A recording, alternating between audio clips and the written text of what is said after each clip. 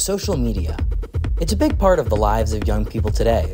Big as in 5 hours a day or more. It isn't a hobby. It's our friends, our social lives, our schoolwork, our news, it's our media. Which is to say, it isn't going away. Not at all.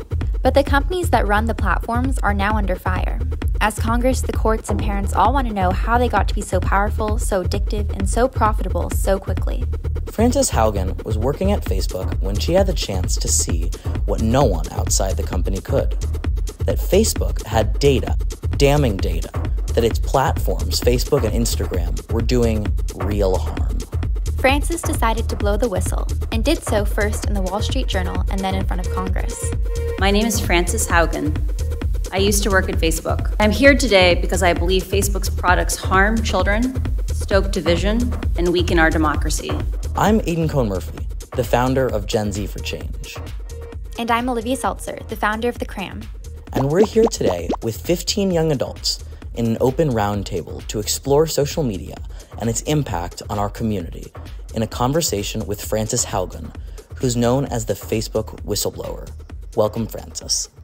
Well, thank you so much to everyone for joining us for our tech roundtable with Frances Haugen. I am so glad to see all of you here. My name is Aiden Cohn-Murphy. I use he, him, his pronouns. I am the founder of Gen Z for Change, and I'm a freshman at Harvard. Yeah, thank you all so much. I'm the other moderator. My name is Olivia Seltzer. I'm the founder of The Cram, which is a news outlet for Gen Z, and I'm also a freshman at Harvard. So it would be great if we can all go around and everyone can share maybe their name, their grade, where they're from, and maybe one social media platform that they spend a lot of time on. Hi, everyone.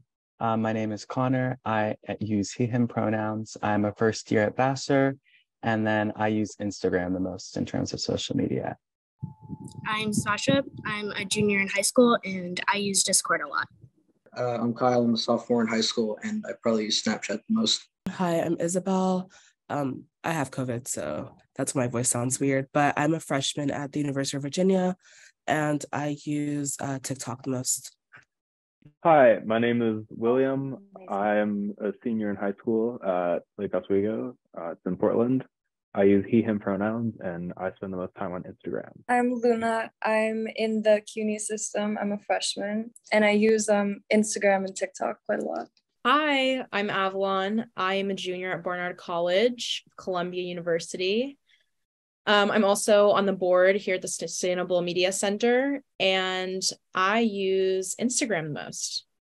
Hello, my name is Eliana. I am an art director for iGeneration Youth, and I use Instagram the most. My name is Cassie. I'm Eliana's coworker. I'm also an art director at iGeneration Youth. Hello, I'm Tia. I go by she, her, and I'm in 10th grade. I'm homeschooled. The platform I use the most, I would say YouTube. Hi, so my name is Frances Haugen. I have she, her pronouns. I live in Puerto Rico. I moved there during COVID because I'm a survivor of a pretty dramatic series of medical traumas in my late 20s. And I still have a great deal of nerve pain in my legs, and being warm makes me more comfortable. I am the co-founder of a brand new nonprofit called Beyond the Screen that is focused on the idea of how can we bring 1 million people to the table in an informed way. We cannot have democratic accountability for opaque systems like social media platforms unless we have many, many more people at the table and many more different kinds of people at the table. You touched on this a little bit, and I think this is a good place to start the conversation. Do you want to walk through a little bit your journey from kind of working at some of these major tech companies to becoming an advocate for accountable technology and digital safety, and exactly what your journey has been? Sure. So part of why I am so adamant about this question of like, how do we create more informed people, is that I have been in tech for a long time. So I joined Google back in 2006. we're not quite to the point where I can say to college students, like, back before you were born, but we're getting close. And I got to go on a very interesting journey in terms of being exposed to basically every level of what we call the stack. So most people who work on algorithmic systems work at just like very specific tiny slices of the complex systems that bring you things like the TikTok feed. And because I worked on Google Books way back in the day, I got to work at every single point in the stack because it was kind of an underloved system at Google. And then I went on from there to do things like be the lead product manager for ranking, which is like how we, and suggestions. So how do we actually compose the home feed on Pinterest, along with other consumer machine learning things. Like I was the head data mining PM at Yelp for a few years. In concert, that means I have a much broader, more eclectic background when it comes to understanding algorithms and the problems that algorithmic products introduce. And so in 2019, Facebook reached out to me about working at Facebook. And I had been apprehensive about working at Facebook since at least 2007, when I went to the first open house I'd ever been to there. Because it was kind of known that there was a little kind of taint of amorality from Facebook. It seemed like there was kind of a willfulness to I don't want to criticize them too much in this way, but I'd been apprehensive for a long time. And so I was a little flippant with the recruiter, and I told her, the only thing I would do at Facebook is work on misinformation. Because I had a friend who was really, really integral to my recovery. So originally I hired him as an assistant, and he became a very dear friend of mine, who I lost to like conspiratorial thinking back in 2016. And so I had seen how even like a smart, college-educated, empathetic, well-read person could begin to believe fantasies about the world. And that could really derail someone's life. And I never wanted anyone to feel the pain that I felt when I lost him, because like this person I viewed as like critical to my recovery. Like he used to take me walking. So I had to relearn to walk. That's part of when I say health trauma. Like when I went relearn to walk, like he was there beside me, like every step of the way. And so it was just really, really painful when our lives separated in that way. So I ended up at Facebook as the first civic misinformation product manager. And that's kind of in contrast to the main misinformation team. So the main misinformation team had about 40 people. They were largely based on third-party fact-checking and kind of a derivative project called community review, which was meant to be a little bigger scale than third-party fact-checking. Our mission was almost the opposite of that. So it was third-party fact-checking only produces hundreds of fact checks per month, which sounds crazy. It's like very small numbers, and the content that goes on Facebook ever gets fact checked. And our mission was to address misinformation in places that didn't have third-party fact checking, or in times of crisis when third-party fact checking couldn't keep up. It takes a couple of days to do a fact check with the speed of a crisis. And in the process of working on that problem, it was incredibly alarming to me. Like I had not realized before working at Facebook that Facebook was the internet for 1 billion or maybe 1.5 billion people in the world. That Facebook went into some of the most vulnerable countries in the world and said, hey, if you use our products, your data is free.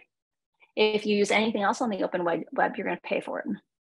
And so for at least maybe 3 billion people in the world, they live in countries where Facebook now is the internet.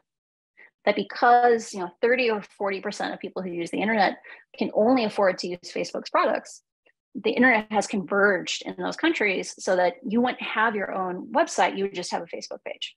You would transact business on Facebook. You instead of having a newspaper, you would run a Facebook group or a page.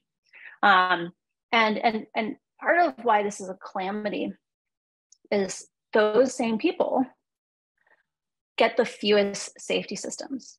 So the most fragile places in the world are almost always very linguistically diverse. They often speak peripheral languages. And by that, I mean a language that is spoken by maybe 20 million or fewer people in the world.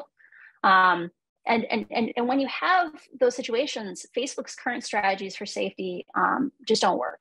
So Facebook has told us the only way we can be safe is through content moderation. censorship. And what they didn't say was that when we do those systems, when we write those AIs to find the good and bad content, we have to rewrite those systems language by language by language. And there's ways that you could hypothetically do this in a way that would scale. You could recruit community involvement and say, hey, we're going to basically have jury duty for platforms, that we have to self-govern. We can't be just subjects of our king and, either live by the rules or not live by the rules and leave. We have to be participants in our communities. Like, we could have systems like that, but we don't today. And instead, we just leave many of those people kind of hanging loose in the wind. So people who live in the most vulnerable places in the world, often their only internet is Facebook, and Facebook doesn't make any security systems for them. So, for example, during the Ethiopia civil war a couple of years ago, there was large amounts of violence that was fanned by social media. Like when the Tigray were being targeted, there was floods of misinformation in very tactical ways being spread, much like what happened in Myanmar, that incited a lot of violence against them. While that was going on, so Ethiopia has 120 million people. There are about 6 major language families. 2 of those 6 major language families had any safety systems built for them. So it kind of shows you, like, there are real consequences for how we design these systems today. And the last thing I want to close on is, my criticisms are not just about Facebook. They're about opaque systems. So that's a system where the public cannot do basic processes of democratic accountability. And Facebook's algorithms meet this definition. They run on data centers where we can't observe them, we can't inspect them, we can't ask questions. I thought we had 5 years before we would see violence caused by TikTok. Video is very expensive in terms of bandwidth. I thought when Starlink really started penetrating into African countries, Southeast Asia, we should expect to see a replay of the violence that we've seen caused by Facebook. We should expect to see that many times more, because a video is much more persuasive than text or a still image. And what's really kind of horrifying is last summer, we saw the first violence caused by TikTok. That in Kenya during the elections, there was waves of misinformation and violence inciting content. And we saw the first TikTok generated violence. And so I got a chance to speak with the person who was the head of election integrity at TikTok while that was going on. She's no longer with the company. And while those people were dying, there were no content moderators at TikTok that spoke Swahili. And so these are problems that will reproduce over and over again. And we need to ask questions about, what do people who live outside the United States, and that could even be Europe, what are their rights and what do we owe them? Because right now we have these platforms that are largely stationed in the United States that are exacting huge, huge burdens on countries or other countries around the world while being financially extractive. And so one of the things that I'm always trying to encourage people to think about is this digital colonialism? What is our role in decolonizing these systems? So thank you so much. I'm very happy to be here today. And you guys can ask me anything. There are no questions that if you ask me, I promise you, I will either tell you, sorry, I'm just not gonna answer that, or I won't be offended. So ask me anything. So yeah, anyone feel free to ask Francis anything. And then Aiden and I were also curious to know, we just heard a lot about sort of the experience of working at these big tech companies like Facebook and sort of like looking at the internal aspect of it. So for all of you looking at it from the external aspect as users, we're just curious to hear your perspectives. So the question was, what's it like to work inside, or like, I missed the second part of the question. We're curious about for users, like for everyone, like what's your perspective on the value and kind of drawbacks of digital tech? So feel free to. Interesting. So I think it's really hard to do a blanket statement about digital technology. So I believe you can build social media that is pro-social. One of the jokes about commenting systems is, people will, criticize something happening on Facebook's or Facebook will push back and say, like, comment, doing integrity on comments is hard. And people will push back and be like, hey, we had bulletin board communities for 20 years, there were communities that persisted for 20 years. They had thousands and thousands, if not tens of thousands of people on them that didn't have these problems. So like, don't blame like commenting systems because you built a bad one. So there are ways of building technology that is focused on people's humanity, that values the autonomy of the users that use these products and their dignity. And so I don't think you can make blanket statements on it, because the real question here is, how do we set up the incentives such that it is easier and more in Facebook's interest to do that than to persist in the way they're acting today? Avalon, go ahead. Thank you so much for speaking with us today. I wanted to ask you a little bit about your opinion on the recent Supreme Court hearing on Section 230. I know that you were very involved in providing input on Section 230 and its relationship to general First Amendment rights in the United States. But as I've sort of been reflecting on some of the news on Supreme Court reactions to some of the oral arguments that were delivered on both the strengths and weaknesses of proposals related to weakening kind of Section 230's hold on immunity for these big tech organizations, I'd love to hear in reflection a few years later, since you gave your remarks, on kind of what you think the future of Section 230 really is, and whether or not you think that proposals to weaken Section 230 are feasible, or if rather we're looking at the wrong thing as kind of time continues to move on, and there's another kind of proposal that we should be considering in the midst of all of these arguments in the midst of all these legal arguments. So I was incredibly heartened that the Supreme Court kept repeating over and over again, like, we're probably not the right people to talk about this. Like, I was kind of horrified when I saw that they had taken up that case, because just a level of people, the Supreme Court can't actually do much. They can come in and say, this party is responsible, they're not responsible. Like that's the level of like what they're able to do. They aren't able to craft remedies independently. So I'll give you a slight example of like a contrast. So like, let's imagine you were an attorney general. So what's interesting, like an attorney general acting in concert with other attorney generals, say of the different states, versus the Supreme Court acting. So they're both part of the justice system. But in the case of the attorney generals, we've seen from things like when they did the tobacco class action lawsuit back in the 90s. So the tobacco companies had been lying for years about their cigarettes not causing cancer. They knew internally that it was. They actively did things like Joe Camel to bring in kids, because they knew hooking kids early was really important.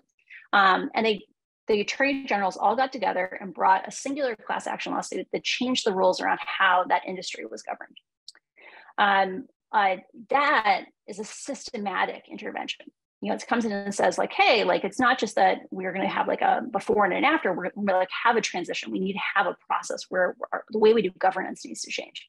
The Supreme Court can't do that. They just can't do that. And the thing that I'm super scared of is, like, I agree with the idea that if you just strike down 230 without doing anything else, it's going to be very, very chaotic, extremely chaotic. And so I think places like the European Union have taken the right tact. So the European Union passed a huge generational law last year.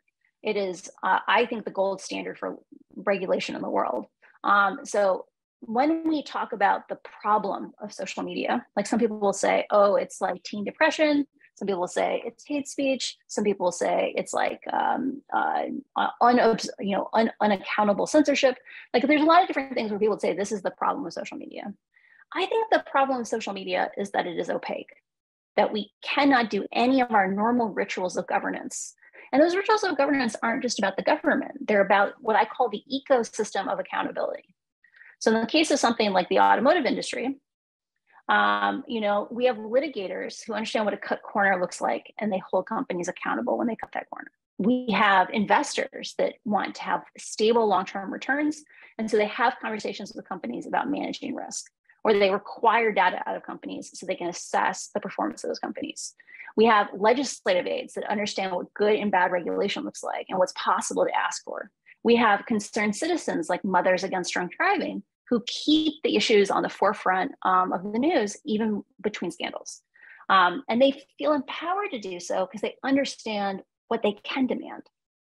When it comes to social media, we don't have any of those things, and we don't have them very, very, very intentionally. Facebook knew that if they did not give out data on their systems, like even basic data, no one else could get it, right? And people could come to them and say, I've seen this problem, and Facebook could, deny and deflect and minimize those concerns. And so the DSA, the Digital Services Act, goes specifically at that problem. So it says, hey, there's no way for us to catch up with what you know about your systems unless you actually level with us about what you know. So you're going to have to give us risk assessments. You're going to have to go in there and say, what do you believe are the risks of your products? And you're going to have to publish them so everyone can see them. And you're going to have to give academics and NGOs, like civil society groups, access to your data. And so they're going to set up what I like to call the Hubble of social media. So they're going to have a center where there's a couple people who are specialists to how to access the data. People can write grants and say, I want to ask this question. Can you give me the data that will allow me to ask that question? Because right now we don't get to form our own independent opinions. And I always like to remind people, our level of public knowledge on these systems is so minimal that we could jump to solutions, like coming in on 230 and saying like there's bad content on these systems, or 230. Part of what the Gonzalez case did, which I think is really interesting. I think they're not going to win, but I think it's an interesting argument. Is they said, people who would not have searched out ISIS content was sent ISIS content, so you're responsible for that. It's really hard to go in there and prohibit specific things, or even know, are we demanding the right things, if we don't have a public base of knowledge and a public base of opinions that we can have enough people up to speed that we can actually have a democratic debate on these things. So I think the DSA is an amazing example of like where to go. What are some of the ways that social media has impacted you and your kind of digital privacy? And so anyone can just kind of. Okay, hello. So I would like to say positively and negatively at the same time, because when I first got social media and I didn't know how to like navigate it, I would like to say I got a little depressed, because there's just so much news coming at you, and oh, this person died, this person, this, and then there's just so much violence, and then there's all these like social media influencers to where it's like, oh, you need to look like this and such. So it was like a lot to navigate, but once I kind of understood how to navigate it became easier, and I found lots of like TikTokers who are very positive and spread positivity, which brings like just a little bit of joy to the world, which I found very great. And that also brought me to a question that I wanted to ask really quick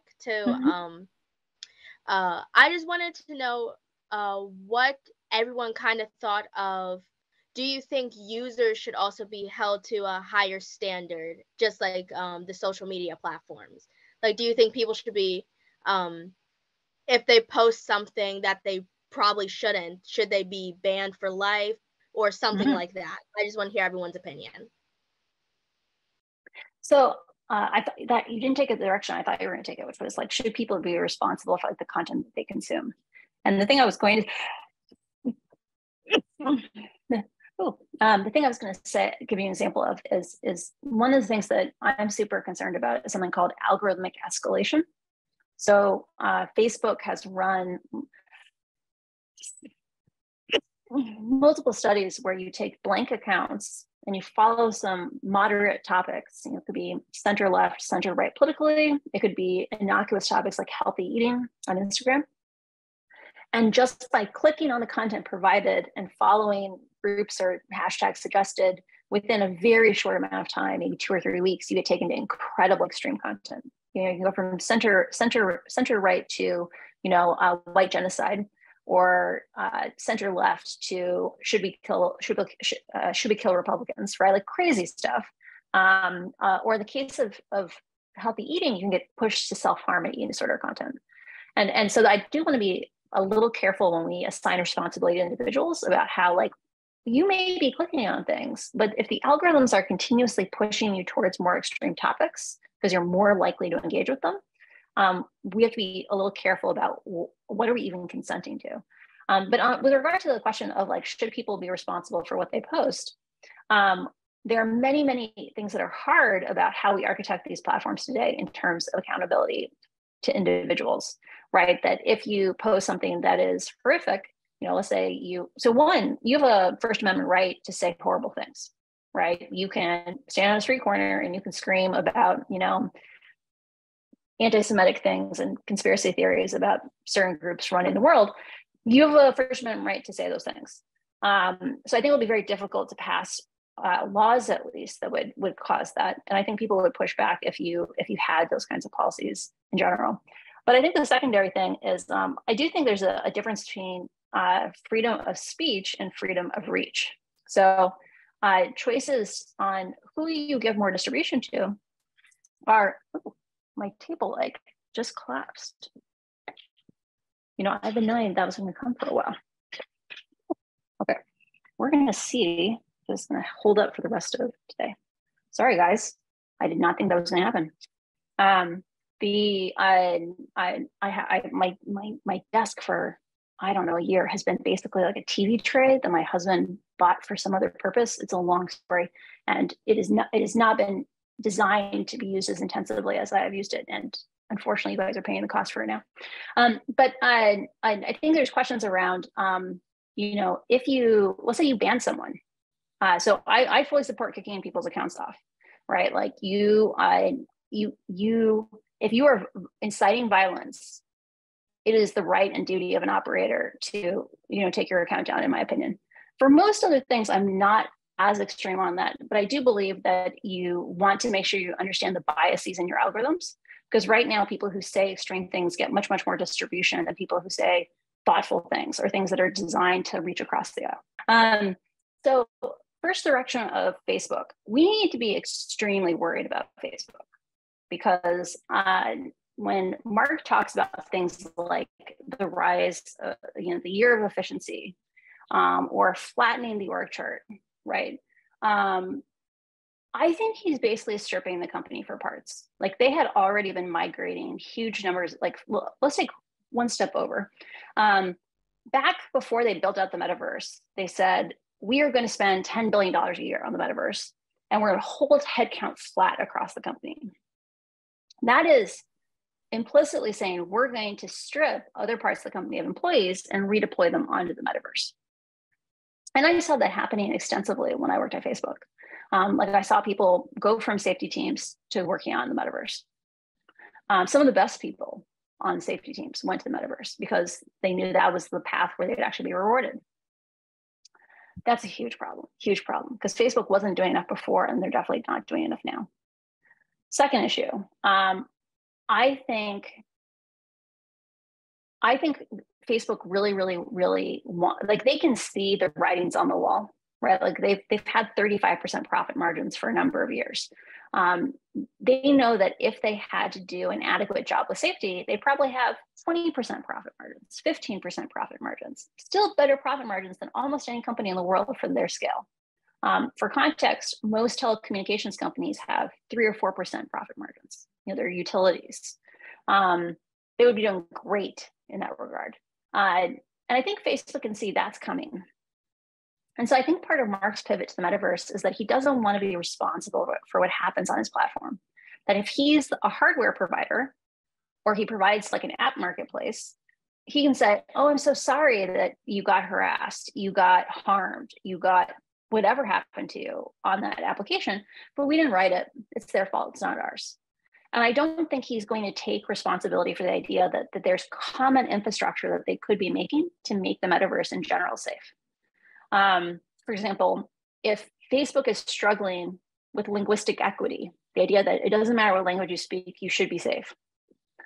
We shouldn't be saying you can be safe in English, but you can't be safe in other languages. They could be making tools that make it easy to do translation or easy to do support for people in many languages. Or given that a very small number of users cause the vast majority of all the harms, they should have repeat offender systems where if you violate and you get kicked off of one app and you start having a pattern of behavior, you get blocked from the system, right? They should be building that kind of systems because they should be taking that responsibility. I don't think they want to. Next, and I think we shouldn't, poo-poo the metaverse, right? Like a lot of the complaints people have for the metaverse today are things that I think will be solved in the next 5 years, and if not 5 years, 10 years. So things like the headsets are too heavy, the batteries don't last long enough, the screens aren't high enough resolution, things are laggy. All those things are going to go away. Those are engineering problems. And the crazy thing about, Moore's law like patterns is things just get way better faster than we imagine. So I think we shouldn't say, oh, this is never going to work. Computers back in 1980 were horrible, right? My father bought a computer in 1984.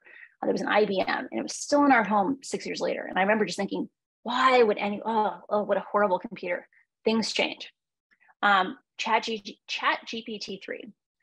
ChatGPT 3 is going to change how we do safety in really, really profound ways, because one of the ways that we caught the worst offenders, so that's things like information operations, was that we looked for repetition. You lose the ability to scale your information operation if you have to write new content for each of your fake users.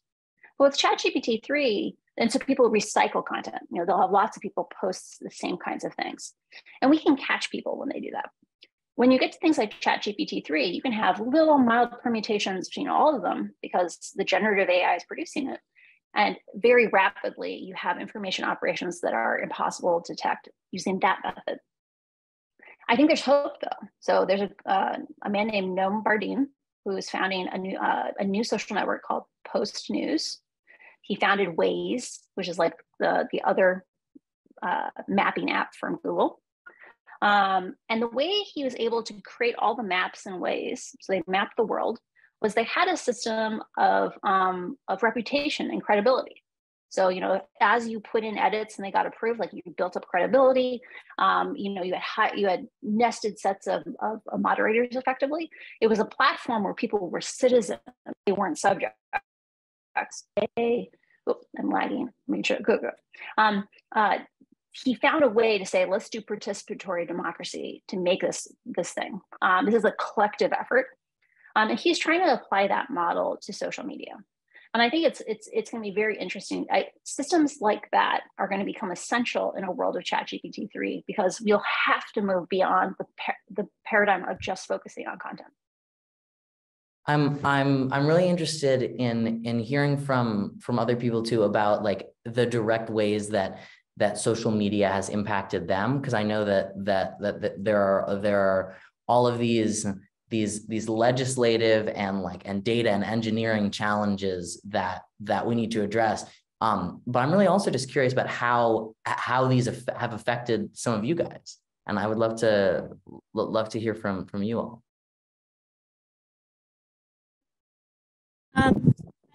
Personally, I'm LGBTQ, and it's affected me both positively and negatively. On one hand, it's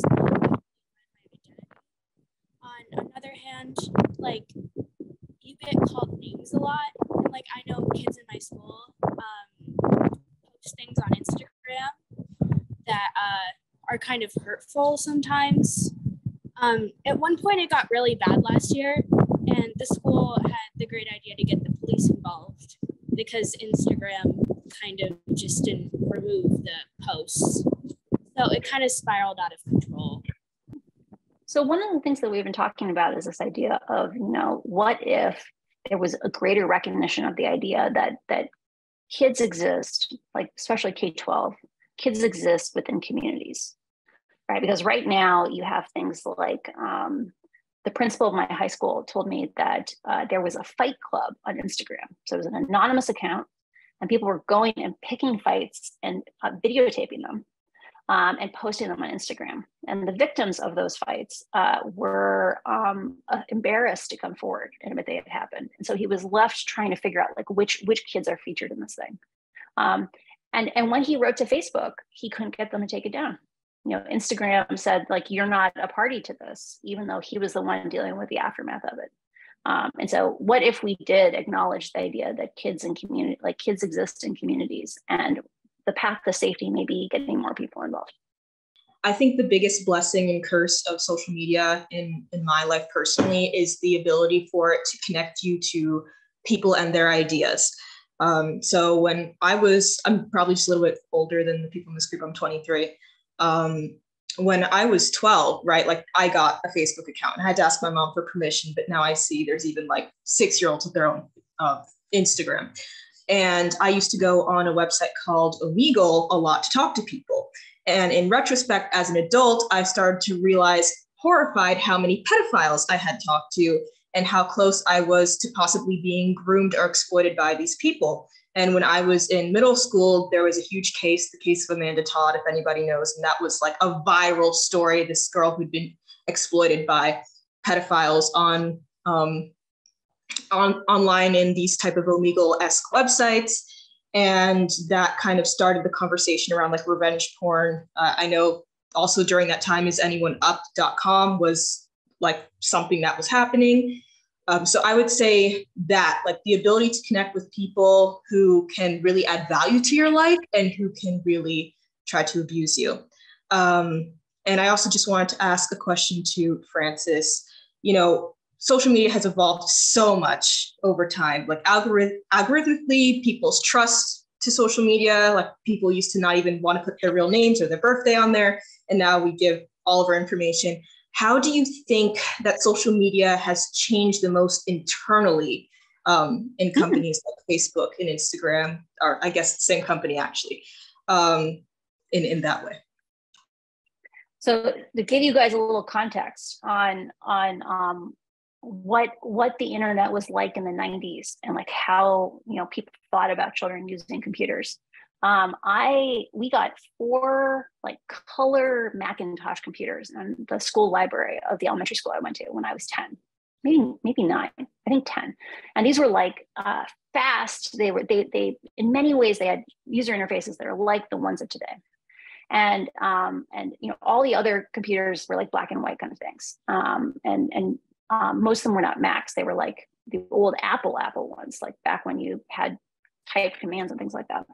And I got banned from the internet for numerous weeks because I disclosed in a chat room that I lived in Iowa. I didn't give my name, I didn't give my address, I didn't give my city, but I said I lived in Iowa, and that was a violation of school policy. So that's how the world has changed. Like it used to be, there was that level of paranoia about threats on the internet. But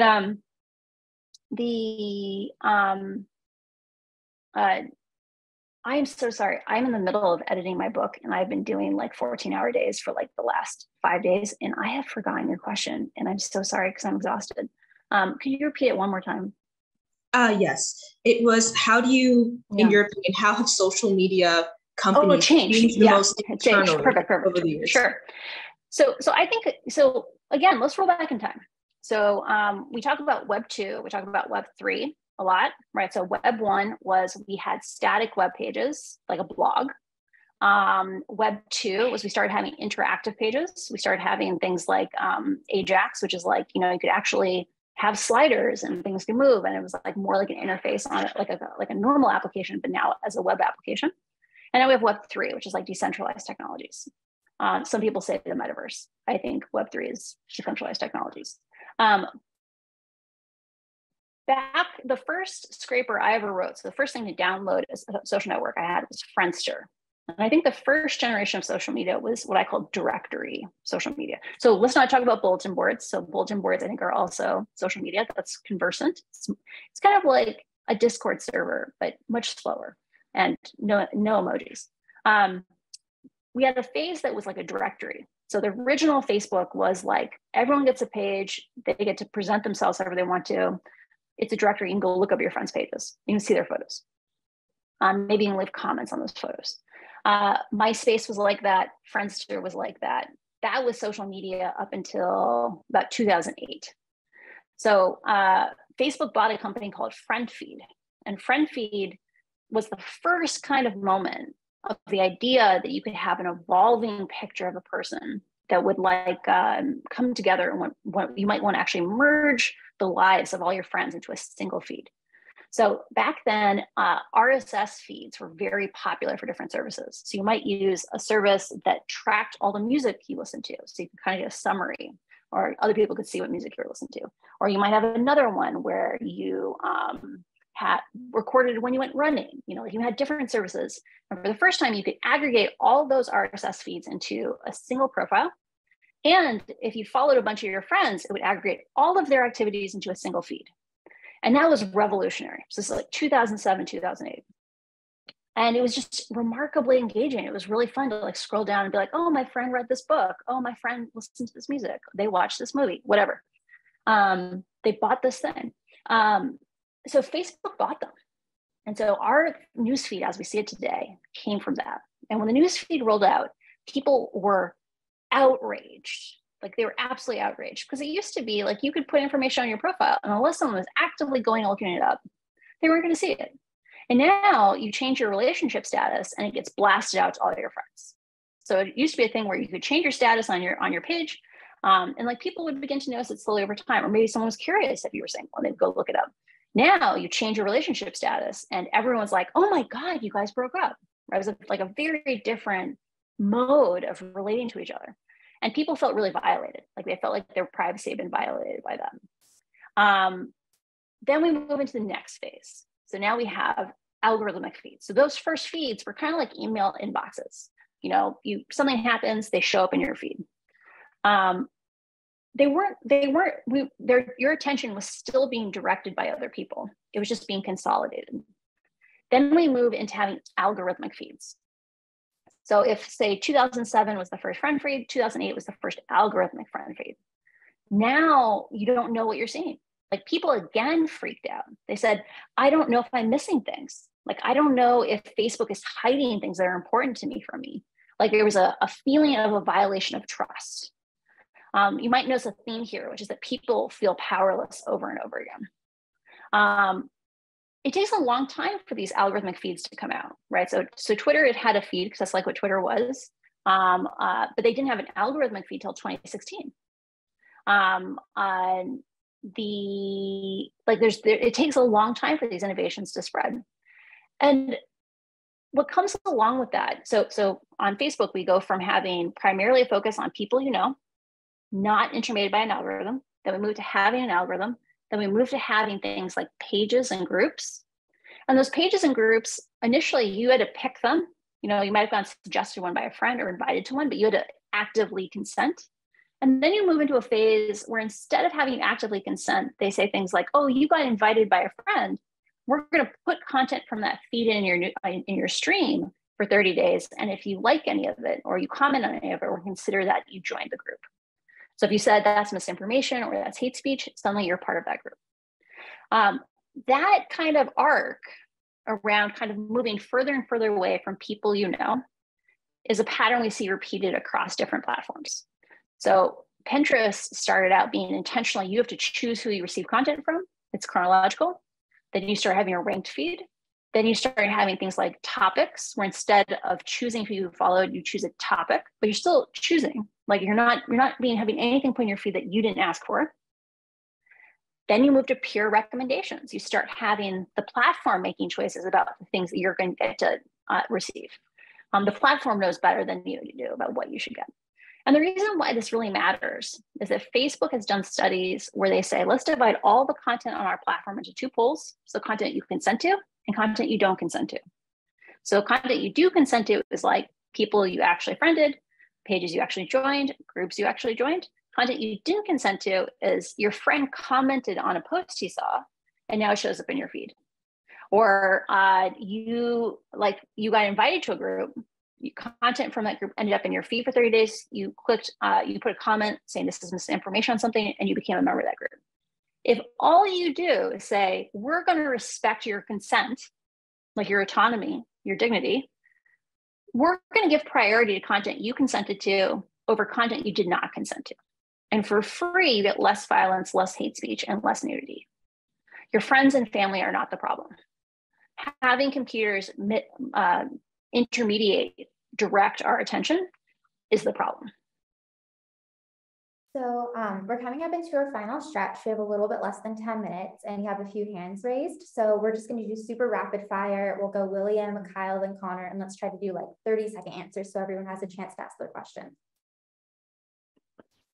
Yeah, I had a question because I know you were talking about how hard it is to fact check and get that. And I know some apps, like I know Twitter had one, I'm not sure if it's still going, where it would tell you if it's fact checked. And I think that's going to be going away after Musk bought it. And I also kind of leads me into like a secondary question, which is, what do you think about social media, like enterprises basically becoming like the toys of billionaires who can just use it and change it however they want? Well, to be real clear, we have had our primary form of social media, Facebook and Instagram, be controlled by a billionaire since 2004. Or I guess he wasn't a billionaire yet. He was a billionaire as of 2008 or something. So we've had this for a long time. Musk is not the first one. And I think the real question here is, do we want to have critical communal infrastructure be completely unaccountable to the public? That's the real question. The first part of your question, content moderation. So the thing he's referring to is something called Birdwatch. And it was meant to be more of like a collaborative, community-directed form of commentary, saying like, hey, like this is a misleading statement, here's why. And I think programs like that are really interesting, and we need to invest more in figuring out how to make them work, because they are cost-effective and they scale to small languages. Kyle? First of all, just thank you for being here. But I'm curious about like what you have to say about the fact that like inciting violence and like what facts are not agreed upon between people. And we've seen this in like algorithms that choose to censor certain people and not others. And, you know, this can be caused for many reasons. You know, TikTok promotes some things and not others because it's the, you know, the CCP running it, and there's CLR data, that type of stuff. But I mean, I guess generally, what do you have to say about the fact that like there's not a consensus upon what inciting violence actually is? And if we don't be careful, you know, this stuff extends beyond social media. An example is a children's book author, Matt Walsh, his book was taken off of Amazon because of things that happened on other platforms. So I'm just curious, like, what you have to say about that. So I think that content moderation as the primary strategy doesn't work. And I've been very consistent saying this ever since my 60 Minutes interview and my Senate testimony. So when we focus on content moderation as our first line of defense and safety, we give up on the most vulnerable people in the world, because those content moderation systems do not extend linguistically as they are built today. You know, we don't write those systems for most places. So we have these algorithms that are pushing people towards more and more extreme content. They give more reach and more distribution to more extreme content. How else can we correct them? I think part of that is by demanding transparency so we can watch when those trends happen. And there are other ways of dealing with these problems that aren't about language. So for example, if we take things like how reshares happen on Facebook. So let's imagine Alice writes something, her friend Bob reshares it, her friend Carol now gets it, so friend of friend. And now Carol reshares it and it ends up in Dan's newsfeed. Dan and Alice are more than 2 steps away from each other. Dan doesn't know Alice. She could be a crank. She could be an expert. Imagine a world where instead of having a little reshare button where he can just reflexively hit reshare, we say, hey, we respect your freedom of speech. You can share this if you want, but you need to copy and paste it. You have to make a choice. Because you are now far enough away from this original speaker, you need to be intentional about sharing. You still can say whatever you want. It can be misinformation, it can be hate speech, whatever, but you have to choose to do it. Adding that little moment of reflection decreases misinformation the same amount as the third-party fact-checking program. And it scales to every language in the world. That's what I mean when I say, hey, we need to be doing safety by design, not safety after the fact. The last thing is, we have criteria for things that are violence inciting. So I think those criteria should be public. But there are things like if you compare people to insects or pests, that kind of language, especially when it comes from political leaders, There's been a lot of concerns out of India where Modi compares the Muslims in India to, insects and rodents.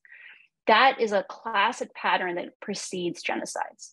And so when I say like violence incitement, I'm talking about things like Capitol riots, things like saying let's kill Muslims, right? If we don't do those things, we have seen 2 genocides already, so Myanmar and Ethiopia, and we will continue to see more. Let's go to Connor. Hi, thank you for your insightful answers and talk. You can answer this in one word, one sentence maybe, just because of time reasons, but presumably since you aren't the only big tech employee that has seen all these issues, but you obviously have like come out and, testified before the Senate, done the 60 Minutes interview.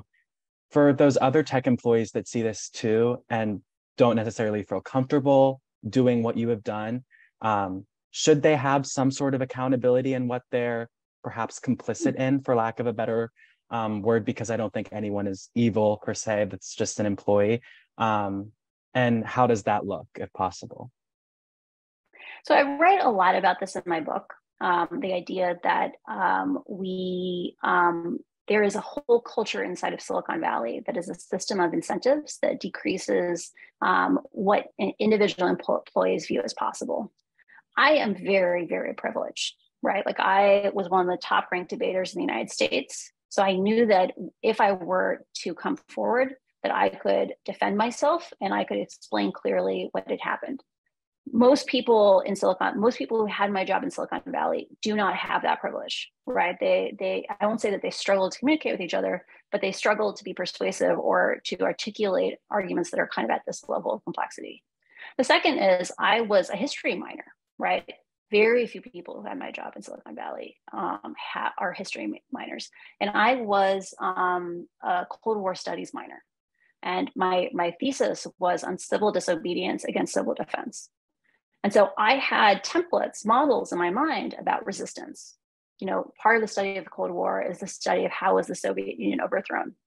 And I strongly believe in the performative nature of power.